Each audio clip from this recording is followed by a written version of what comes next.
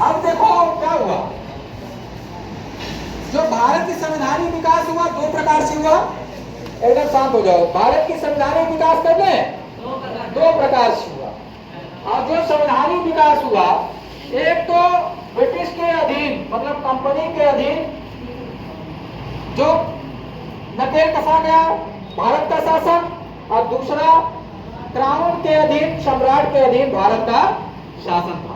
जो कंपनी के अधीन भारत की शासन थी उस पर ब्रिटिश क्राउन नियंत्रण लगाने की कोशिश की और 1773 से 1853 एक्ट तक, चार्टर एक्ट तक ये कानून बना। क्या बना? 1773 से 1853 चार्टर एक्ट तक क्या बना? कानून बना। और वो कानून 1773 रेगुलेटरी एक्ट से 1853 के चार्टर एक्ट तक केवल कंपनी के मतलब ईस्ट इंडिया कंपनी के नियंत्रण और निरीक्षण करने के लिए कानून बना, न कि जनता के लिए। किसके लिए बना? ईस्ट इंडिया कंपनी के नियंत्रण रखने के लिए और उस पर निगरानी रखने के लिए क्या बना? कानून बना। क्या बना? जनता के लिए कोई कानून नहीं बना, क्योंकि द्वैत शासन प्रणाली 1765 से 1772 तक खूब लूटा गया बंगाल को। कितना बहुत लूटा गया। वहां पे विरोध होने लगा। यहाँ पे कितने लोग मारे, करोड़ों लोग मारे गए, 1/3 जनसंख्या मर गई, 300 लोग पलायन कर गए, भुखमरी से मर गए, बहुत से आंदोलन, वहां भी पार्टी आंदोलन कर ली। अब क्या हुआ? अब नकेल कसना 1773, क्योंकि द्वैत शासन प्रणाली 1772 में खत्म हुआ तो वहां भी वह समाचार पत्रों में छपने लगा और यहाँ भी विद्रोह होने लगा। तो अब चूंकि यहाँ से जो धन कंपनी ने लूटी है वो भी दबा लिए। जो ब्रिटिश जो कंपनी 15 वर्ष के लिए आई थी यहाँ व्यापार करने के लिए, जो यहाँ राजनीति में भाग लिए बक्सर की युद्ध में, तो जो धन लूटी 7 साल में वो अपने पास दबा लिए, न कि ब्रिटिश क्राउन के पास। और ब्रिटिश क्राउन भी परेशान हो गया, वो खुद जो उनका उद्योगपति बन गए, वो खुद अपना उद्योग स्थापित करने लगे। तो ब्रिटिश क्राउन ने जनता की श्रेय लेने के लिए वहां भी पार्टियां विरोध की, वहां भी व्यापारी ये कहने लगे कि हमको भी भेजिए व्यापार करने के लिए, और उसका श्रेय लेने के लिए कहा कि नहीं, मैं कंपनी पे नियंत्रण रखूंगा, परेशान ना होइए, उसके लिए मैं क्या बनाऊंगा? कानून बनाऊंगा। क्या बनाऊंगा? कानून बनाऊंगा। तो जो जब 1773 के क्या बना? रेगुलेटिंग एक्ट बना। क्या बना? रेगुलेटिंग एक्ट बना। और 1853 तक ये कानून कंपनी के लिए ही बनता गया। कंपनी के लिए बनता, जनता के लिए नहीं, कंपनी के लिए बनता गया। बताइए 1773 से 1853 तक, 1853 तक जो कंपनी के लिए कानून बना, ठीक है, जनता नहीं था। अगर जनता का नाम होता तो जनता के लिए कानून बनना चाहिए था। अब इसमें क्या हुआ? 1773 के रेगुलेटरी एक्ट आया। क्या आया? ये 1773 का जो रेगुलेटरी एक्ट था वो कंपनी के लिए बना, नियंत्रण और निरीक्षण के लिए बना, और जनता के लिए नहीं बना। और इसमें जो मुख्य बातें थी, जो क्या 1773 के रेगुलेटरी एक्ट में पहली बार कंपनी पर क्या हुआ? क्या हुआ? नियंत्रण हुआ। क्या हुआ? नियंत्रण हुआ। और पहली बार सुशासन प्रणाली चालू हुआ। सुशासन प्रणाली चालू हुआ। कहाँ? भारत में पहली बार क्या हुआ? सुशासन प्रणाली की नींव पड़ी। कहाँ? भारत में। और कहा नहीं, देखिए अब बंगाल का गवर्नर नहीं रहेगा। अब बंगाल का गवर्नर अब पद को चेंज कर दे रहे हैं, कार्य वही है, पद सब प्रांतों के लिए अलग अलग गवर्नर होते थे। गवर्नर होते थे। क्या होते थे? बंगाल के लिए अलग, बिहार के लिए, उड़ीसा के लिए अलग, अवध के लिए अलग, अलग अलग गवर्नर होते थे। क्या नहीं, देखिए क्या होता है, जो गवर्नर पद था उसका नाम बदल दिया गया। उसको क्या नाम दिया गया? Governor general. क्या हो गया? गवर्नर के स्थान पर गवर्नर जनरल ले आया। गवर्नर के स्थान पर क्या लाया? गवर्नर। बंगाल का गवर्नर जनरल अब बन गया। कौन? प्रथम गवर्नर जनरल कौन बना? वारेन हेस्टिंग बना। कौन बना? गवर्नर के स्थान पर गवर्नर जनरल बना दिया गया। अब बंगाल का जो गवर्नर था वो गवर्नर जनरल बन गया। अब पहला गवर्नर जनरल कौन बना? वॉरेन हेस्टिंग बना। कौन बना? वॉरेन हेस्टिंग बना। और कुछ प्रांतों को बंगाल के गवर्नर, कुछ प्रांतों के गवर्नर को बंगाल के गवर्नर जनरल के अधीन कर दिया गया। अब बंबई और मद्रास प्रेसिडेंसीज के गवर्नर को जो है किसके अधीन कर दिया गया? बंगाल के गवर्नर के अधीन कर दिया। अब दो तीन जो है प्रेसिडेंसी वो देखेगा, कितने जितना चाहेगा जो नियुक्त करेगा सम्राट उतने प्रेसिडेंसी वो देखेगा। तो पूछ लेता है कि पहली बार गवर्नर से गवर्नर जनरल कब आया? 1773 के रेगुलेटिव एक्ट से। प्रथम बंगाल का गवर्नर जनरल कौन था? Warren Hasting. अब उसके बाद कंपनी कहा कि नहीं, अब कोई व्यक्तिगत व्यापार नहीं करेगा। क्या करेगा? अब कोई व्यक्तिगत व्यापार नहीं करेगा। इसलिए 1773 के रेगुलेटरी एक्ट में व्यक्तिगत व्यापार पर रोक लगा दिया गया। क्या कर दिया गया?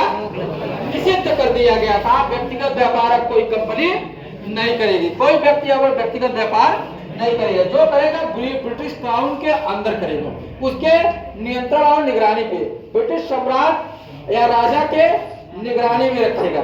जो एक्ट बन जाएगा, जो बोर्ड ऑफ डायरेक्टर अगर बना रहे हैं हम, उसके निगरानी में, जिसको हम नियुक्त कर देंगे उसके निगरानी में हर चीज रहेगा। और फिर उसके बाद क्या कर दिया गया कि गवर्नर, उसके बाद जो प्रशासन है, प्रशासन का समस्त भार किसके अधीन कर दिया गया? अधिकार में कर दिया गया गवर्नर जनरल की। किसके अधिकार में कर दिया गया? गवर्नर जनरल की। जितनी प्रशासन का भार था वो कंपनी के अधीन नहीं किया गया। जो गवर्नर से गवर्नर जनरल बना था, वॉरेन हेस्टिंग जो बना था, उसके अधीन पूरी प्रशासन दे दिया। पूरी प्रशासन कार्य कौन देखेगा? अब कंपनी नहीं, बल्कि कौन देखेगा? गवर्नर जनरल देखेगा। कौन देखेगा? Governor general. और उस समय प्रथम गवर्नर जनरल कौन था? वॉरेन। अब वॉरेन हेस्टिंग देखेगा। अब कहा दिया कि आपके परिषद में 4 सदस्य रहेंगे। कितने सदस्य रहेंगे? 4। आपके परिषद में 4 सदस्य रहेंगे जो आपकी सहायता देंगे। क्या देंगे? सहायता देंगे। सहायता देंगे। लेकिन आप भी नियंत्रण में रहेंगे। आप गवर्नर जनरल, उसके 4 परिषद के जो सदस्य हैं वो भी क्या होंगे? नियंत्रण में रहेंगे। क्या रहेंगे? किसके नियंत्रण में? जो इंग्लैंड में स्थापित बोर्ड ऑफ डायरेक्टर है उनके नियंत्रण में रखेंगे। मतलब लेयर पे लेयर बनता गया, लेयर पे लेयर। अब कंपनी जो प्रशासन चलाती थी 1773 के रेगुलेटरी एक्ट में प्रशासन का अधिकार गवर्नर जनरल, उसके 4 परिषद के सदस्यों को दे दिया गया। अब इन 4 परिषद के सदस्य प्रशासन का समस्त अधिकार भारत में देखेंगे, उपनिवेश में देखेंगे, लेकिन बंगाल में देखेंगे, लेकिन आप भी स्वतंत्र नहीं। आपके ऊपर एक भित्री अन्यत्र है। आपको भी निगरानी रखेगा। कौन? Board of director. Board of जो कहाँ बैठा है? इंग्लैंड में, भारत में नहीं। कहाँ बैठा है? वो भी आप कंपनी में, आपसे अगर कोई कार्य होगा, अगर कोई विद्रोह होता है, आंदोलन होता है, तो आपसे पूछा जाएगा। पूछेगा कौन? Board of director. और सम्राट किससे पूछेगा? बोर्ड ऑफ वॉरेन हेस्टिंग से नहीं पूछेगा, गवर्नर जनरल से, वो पूछेगा बोर्ड ऑफ डायरेक्टर से। और board of director governor general उसके 4 परिषद के सदस्यों को पूछेगा। सब अपने अपनी जवाबदेही तैयार रखे। लेयर पे लेयर बनता गया। अच्छा, 4 जो परिषद के सदस्य थे उनका नाम बहुत ज्यादा पूछता है। एक तो फिलिप फ्रांसिसी थे, फ्रांसिस थे। कौन थे? फिलिप फ्रांसिस थे। फिलिप फ्रांसिस थे। दूसरा क्लेवरिंग थे। कौन थे? दूसरा क्लेवरिंग थे। तीसरा मानसन थे। कौन थे? चौथा वारवेल था। कौन था? वारवेल था। चौथा कौन था? अब देखो, मतलब परिषद परिषद के 4 जो सदस्य थे वो थे कौन कौन? एक तो फिलिप फ्रांसीसी क्लेवरिन, दूसरा मानसन और चौथा बारवेल था। तीसरा मानसन और चौथा, लेकिन इसमें भी ऐसा नहीं है, इसमें पक्ष की पार्टी के सदस्य भी थे और विपक्ष की पार्टी, है ना। जब सदस्य बनाइए तो पक्ष और विपक्ष के दोनों बनाइए, अलग अलग ना बनाइए। इसमें भी जो 4 सदस्य थे, कुछ विरोधी दल के थे और कुछ समर्थक सम्राट के थे। कुछ सम्राट के समर्थक दल के थे और कुछ जो विरोधी दल का था वो फिलिप फ्रांसिस था। जो विरोधी दल का कौन था, ये भी प्रश्न पूछता है। विरोधी दल का परिषद के 4 सदस्यों में कौन था? फिलिप फ्रांसिस था। और समर्थक कौन था? बारवेल। कौन था? वैसे समर्थक तीनों थे। किस कौन थे? तीनों थे, क्लेवरिन, मानसन और बारवेल। क्लेवरिन, मानसन और बारवेल। अब इसमें बहुमत तो हो गया, लेकिन अगर एक उदंड रहेगा तो आप गलत कार्य करेंगे तो हाथ नहीं उठाएगा क्या? उदंड तो रहना चाहिए ना। एक विरोधी रहेगा, एक दल रहेगा, एक पक्ष रहेगा, एक विपक्ष रहेगा, तो आप उसमें गलत कार्य नहीं कर सकते। भाई घूस देकर भले मिला लीजिए, ऐसा नहीं है। अब इसमें क्या हुआ? अब क्या? अब फिर उसके बाद कहा कि नहीं, 1774 में प्रश्न पूछता है, 1774 में उच्चतम न्यायालय की स्थापना हुआ। क्या हुआ? उच्चतम न्यायालय की स्थापना हुआ। क्या स्थापना हुआ? उच्चतम न्यायालय की स्थापना हुआ। क्या हुआ? उच्चतम न्यायालय कलकत्ता में स्थापित होगा। कहाँ स्थापित होगा? कलकत्ता में। पहला उच्चतम न्यायालय कहाँ हुआ? कलकत्ता में। कब? 1774। किसके माध्यम से? अंग्रेजों के। किसके माध्यम से? अंग्रेजों के माध्यम से 1776 में कलकत्ता में उच्चतम सुप्रीम कोर्ट की स्थापना हुआ। कब हुआ? ये ब्रिटिश समय चल रही है, सुप्रीम कोर्ट की स्थापना हुआ। अब उच्चतम न्यायालय में कौन बैठेगा? एक मुख्य न्यायाधीश, उसके सहायक के लिए अन्य न्यायाधीश बैठेंगे। बैठेंगे कि नहीं? ये अलग अलग बैठेंगे। हाँ बोलो। एक उच्चतम न्यायालय की स्थापना हुआ। क्या हुआ? एक उच्चतम न्यायालय की स्थापना कब हुई? 1774 में उच्चतम न्यायालय की स्थापना। उच्चतम न्यायालय की क्या हुआ? न्यायालय की स्थापना। और उच्चतम न्यायालय की स्थापना कहाँ हुआ? कलकत्ता में। कहाँ हुआ? कलकत्ता में। कोलकाता में। वह कोलकाता हो गया। ठीक है। अब इसमें एक मुख्य न्यायाधीश होंगे। एक मुख्य न्यायाधीश होंगे। कौन होंगे? एक मुख्य न्यायाधीश और अन्य न्यायाधीश होंगे। अन्य न्यायाधीश होंगे। 3 अन्य न्यायाधीश होंगे। कितने? 3। कितने? 3। कितने? 3। मुख्य न्यायाधीश का जो नाम होगा एलिजा एम्पे। मुख्य न्यायाधीश का नाम क्या है? एलिजा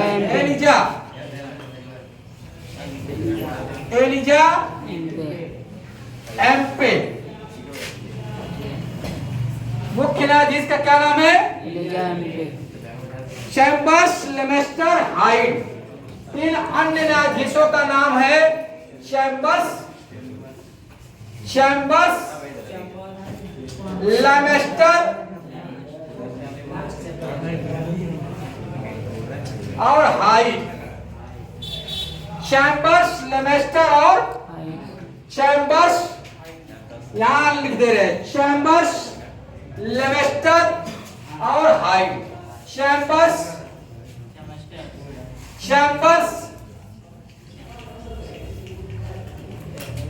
लेमेस्टर और हाइड। इन तीनों न्यायाधीश की क्या हुई? अन्य न्यायाधीश की नियुक्ति हुई। तो अब प्रश्न कैसे पूछता है? 1773 का रेगुलेटिंग एक्ट जनता के लिए बनी कि ब्रिटिश या कंपनी के लिए बनी? जनता के नियंत्रण निरीक्षण के लिए बनी कि कंपनी के नियंत्रण निरीक्षण के लिए बनी? कंपनी के, किसके लिए? तो पूछ लिया कि पहली बार कंपनी पर नियंत्रण वाली कानून कौन बनी? 1773 का रेगुलेटरी एक्ट। फिर पूछ लिया पहली बार सुशासन का नियुक्त किस रेगुलेटरी एक्ट में बना? 1773 के। फिर पूछ लिया कि गवर्नर, बंगाल का जो गवर्नर था वो गवर्नर जनरल किस एक्ट में बना? 1773 रेगुलेटरी एक्ट में बना। फिर पूछ लिया कि प्रथम गवर्नर, बंगाल का गवर्नर जनरल कौन था? वारेन हेस्टिंग था। कौन था? वारेन हेस्टिंग था। फिर पूछ लिया कि किस कानून में कंपनी के व्यक्तिगत अधिकार को निषिद्ध, व्यापार को निषिद्ध कर दिया गया? सिंगल जो इंडिविजुअल व्यापार है वो कंपनी नहीं कर पाएगी, किस कानून पर जो है रोक लगा दिया गया? किस कानून के माध्यम से? 1773 के रेगुलेटरी एक्ट में।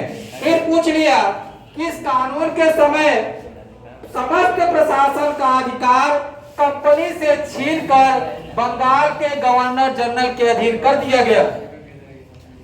पूछ लेता है प्रश्न, किस एक्ट के द्वारा कंपनी से प्रशासन का अधिकार छीनकर बंगाल के गवर्नर जनरल के अधीन, वारेन हेस्टिंग के अधीन कर दिया गया? तो 1773 के रेगुलेटरी एक्ट के समय 1773 के रेगुलेटरी गवर्नर जनरल और उसके परिषद पर नियंत्रण रखने के लिए क्या गठित हुआ इंग्लैंड में? बोर्ड ऑफ ये किस पर नियंत्रण रखेगी? गवर्नर जनरल उसके 4 सदस्यों पर, गवर्नर जनरल उसके परिषद के 4 सदस्यों पर क्या नियंत्रण रखेगी? बोर्ड ऑफ डायरेक्टर कहाँ है? इंग्लैंड में होगा। कहाँ है? अब जो 4 सदस्य गवर्नर जनरल के परिषद में थे उनका नाम क्या था? Philip Francis Clavering Monson Barwell. Philip Francis Clavering Monson Barwell. Philip Francis Clavering Monson और वारवेल था। और जो विरोधी था उस दल का कौन था? फिलिप फ्रांसिस था। इस प्रकार से जो हुआ 1700। फिर प्रश्न पूछ लिया कि उच्चतम न्यायालय की स्थापना कहाँ हुई? रेगुलेटरी एक्ट के तहत। कब हुई? 1774 में। कहाँ हुई? कोलकाता में। उसके जब प्रथम बार उच्चतम न्यायालय की स्थापना हुई तो उसके मुख्य न्यायाधीश कौन था?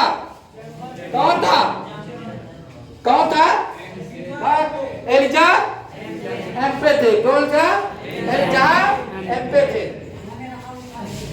जो 1774 में उच्च न्यायालय की स्थापना कोलकाता में हुई, एक मुख्य न्यायाधीश की एलिजा एम्पे की नियुक्ति हुई। उसके सहायता के लिए कितने अन्य न्यायाधीशों की नियुक्ति हुई? 3। कितने? 3। उनका नाम क्या था? चैम्बर्स, लेमेस्टर